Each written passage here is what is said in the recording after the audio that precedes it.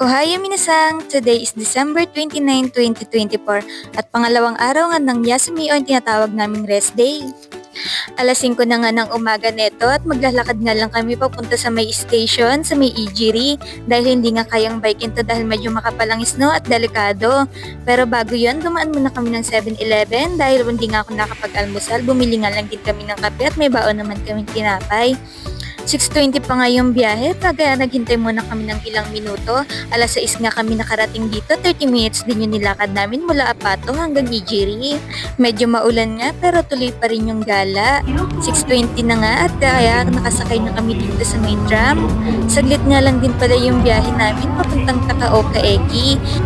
6:38 nga kami nakarating dito sa may Takaoka Eki Station, diba? Napakabilis nga lang din ang biyahe. Kukuha nga rin pala kami ng ticket papunta namang Toyama. Simula Takaoka, papunta naman kami ng Toyama. Naghintay na nga lang din kami ng ilang minuto dahil 6:45 pa yung biyahe namin papunta namang Toyama. Medyo maulan nga dito kaya sana sa pupuntahan namin ay hindi umuulan para sulit naman yung ice skating namin. First time kong mag-ice skating at dito pa nga sa Japan. O diba? Yung dating pinapangarap ko lang ay natutupad ko na nga paunti-unti. Thank you Lord! At nandito na nga kami sa may Toyama at hahanapin nga namin yung ESTA dahil dun nga yung station papuntang Tateyama. Yung ESTA nga pala ay katabi lang ng Starbucks. Ito nga pala yung sasakyan naming Densha o yung tinatawag na train at nagpamute nga lang din pala kami ni Alex. Sobrang kapal na nga ng snow dito compare dun sa may Takaoka. At sana yung nakakapanood neto ay masaksihan mo kung gaano nga kaganda ang Japan, ganun din sa pamilya ko. Sana makita nyo kung gaano nga kaganda ang Japan. Sobrang lamig nga. Tingnan nyo naman kung gaano kakapal yung snow. Buti na lang balot na balot din ako kasi napakalimigin kong tao. Pero nandito ako sa bansang nag-i-snow at nagne-negative degree. Grabe, iba ka Lord. Nag-end nga, binibidyohan nga ako dyan ni Alex. Sabi ko, bidyohan niya ako para naman may upload ako sa vlog ko. Tingnan nyo nga yung paligid, napapalibutan ng makakapal na snow. Yung nakikita nyo nga ay parang snow na may konting bahay. Syempre, joke lang, ganito talaga ang mga bahay dito sa Japan kapag nag-winter season na. Yung mga bubong, sobrang kakapal ng mga snow. Tingnan nyo kung gaano nga kagaganda, pati yung mga puno na mapalibutan ng mga snow, sobrang ganda. Grabe manghang-mangha nga ako niyan. Yung dating mga napapanood ko lang ay talagang nasasaksihan ko na talaga. Pagdating mga ng Tateyama ay sasakay ka ng bus, may bus nga dyan sa may gilid, doon naman kami bababa sa may Raichu Valley. At nung nandun na kami sa Raichu Valley, ay sabi ko mag-almusal muna kami bago mag-ice skating dahil gutom na nga ako. Dahil ang tagal din ng biyahe, 1 oras mahigit din. At after nga namin kumain, ay nagbihis na din kami at nag-arkila ng snowboard at shoes. At yung mga gamit namin ay nilagay na nga lang din namin sa locker. May bayad nga rin pala yung mga locker dito pero mura lang, yako end lang guys. Hanggang 4:30 nga pala yung pwedeng mag-ice skating dito kaya naman sinulit din namin kasi anong oras na rin kami nakarating, alas 9 na nga rin ng umaga. Grabe, tuwan-tuwa ako nung na-experience ko na yung gantong ice skating. Sobrang saya pala sa feeling. Ang dami ko nga bagsak dyan dahil first time ko nga at hindi ako marunong. Pero gustong gusto ko nga matutong mag-ice skating para naman masulit ko yung binayad ko. Ang binayad ko nga pala sa inarkila kong board and shoes, 2.5 lang. Napakamura, maghapon na yon. Sobrang hirap na hirap nga ako tumayo dyan, kitang-kita naman dahil kailangan mabalance mo nga yung sarili mo dyan dahil kapag nadiretso mo yan ay dire-diretso ka hanggang baba. Sobrang hirap na hirap ako dyan pero sabi ko kaya ko to dahil ginusto ko to at para masulit ko rin yung pag-arkila ko sa board na to.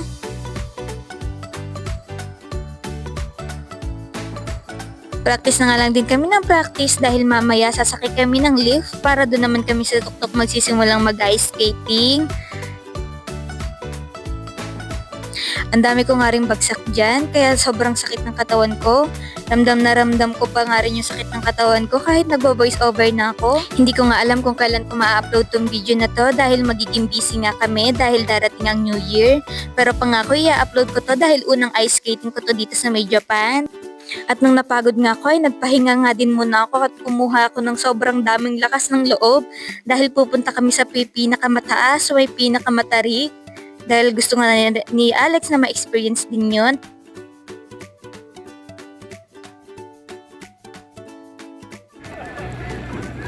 fast forward, nandito na kami, nakasakay na kami ng lift. Tingnan nyo kung gaano katarik yung bababaan namin mamaya. At habang nakasakay nga ako dito, natatanaw ko nga kung gaano katarik. Sabi ko parang mali ako ng desisyon sa buhay. Pero wala na akong choice dahil nandito na ako. Kaya itutuloy ko na para ma-experience ko rin. Nakikita nyo ba yun? Doon nga kami bababa mamaya. Tingnan nyo at kung gaano nga rin palang karaming bata. Halos lahat nga yan ay mga tinuturuan din. Fast forward, nakababa na nga kami ng lift. Hindi ko na alam yung gagawin ko dahil nginig na nginig yung tuhod ko. Hindi ko alam kung paano ako bababa.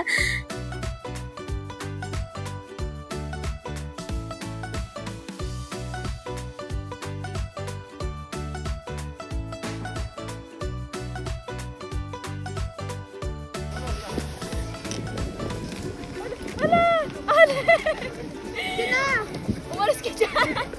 Baka bunggo kita. Go! Go! Wala! Wala! Hindi yan! Saglit na may... Wait lang talaga! Hindi yan! Wag!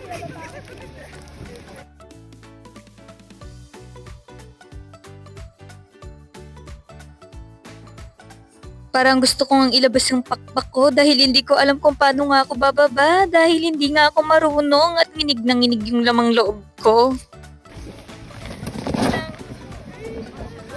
Patawa-tawa lang yan pero hindi niya alam kung paano bababa yan.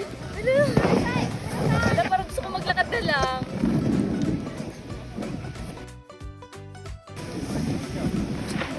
Saglit, kumaon na yung ano ko, kumaon. Baka may ano. Hala, mama.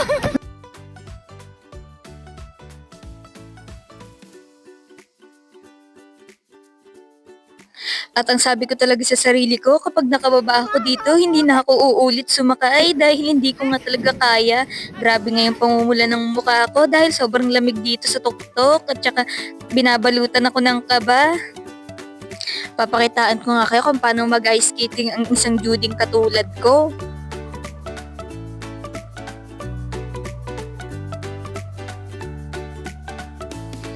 Grabing sakit ng katawan inabot ko dyan. Sa ginawa kong yan, sising-sisi ako sa naging desisyon ko na sumakay ako ng lift. Pero kahit ganun pa naman, at least na-experience ko, galing nga ng mga bata dito, daig pa ako. At nung napagod nga ako, pababa, eto na lang ginawa ko. Nag-usod-usod na lang ako, pero maya-maya ay maglalakad na lang talaga ako. Dahil ang sakit na nga ng katawan ko at hindi ko na nga talaga kaya at nginig na nginig yung buong katawan ko. Kitang-kita nyo nga na nilalakad ko na lang, nasa kalahati na nga ako niyan. At nung nakababa ay tuwan-tuwa ako, humiga nga ako sa may snow. Buti pa ata nga. Yeah. At nakababa nga ako ng safe at hindi napilayan at basang-basa na nga ako dyan. At nang nakapagpahinga ako, maya-maya magbibihis na nga ako dahil magpa 4:30 na nga ng hapon. Hanggang 4:30 nga lang pala yung ice skating dito. Fast forward, nakapagbihis na ako at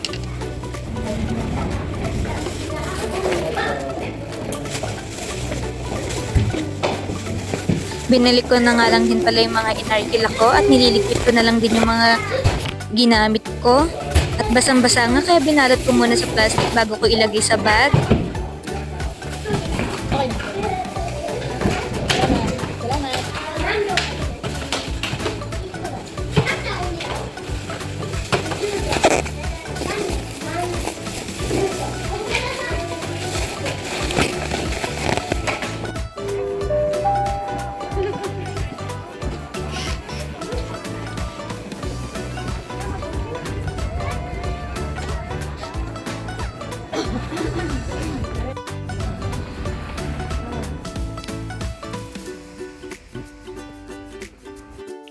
At kung dumaan nga to sa newsfeed mo, ito na yung sign para mag-apply ka na para maranasan mo na mag-ice skating dito sa May Japan.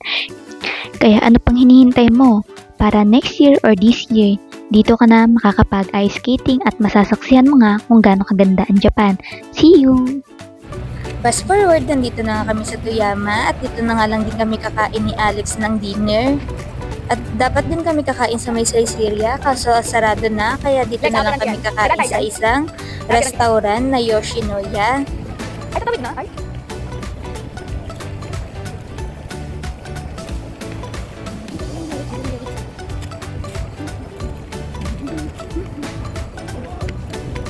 Yoshinoya. At ang kakainin ko nga rito sa may Yoshinoya ay itong fried rice bowl with onion. Sobrang sarap nga din pala nito. I-rate ko siya ng 8 out of 10 sa mga nakiinang kong restaurant.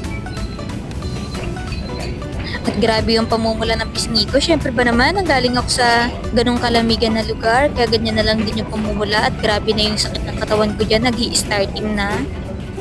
Papalo naman ako ng FB page ko, Judy in Japan. Salamat! At ito nga, nasa train na nga kami. At pauwi na. So yun lang, bye! Sa uulitin, see you in my next vlog!